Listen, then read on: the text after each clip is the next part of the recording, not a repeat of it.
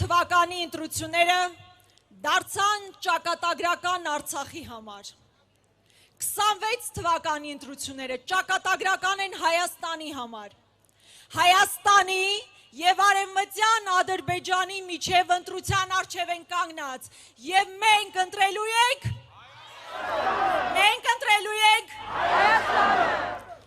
Իսկապես անցնող տարիները ամենածանրն էին հայ ժողովրդի համար նորանկախ պատմության մեջ։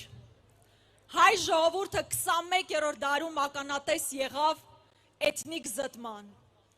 Մենք փաստացի օնլայն հետևում էինք, թե ինչպես են մեր հայրենակիցները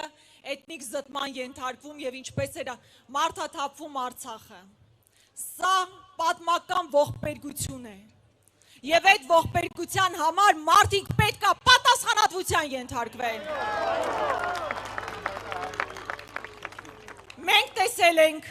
թե ինչպես են այն սարի ծայրի ձյուն կա, տարվա կեսը ձյուն կա, այդ ասելով թույլ տվել, որ ադրբեջանցիները գան և օկուպացնեն մեր սուվերեն տարածքները։ Քիչ չէ օկուպացրել են։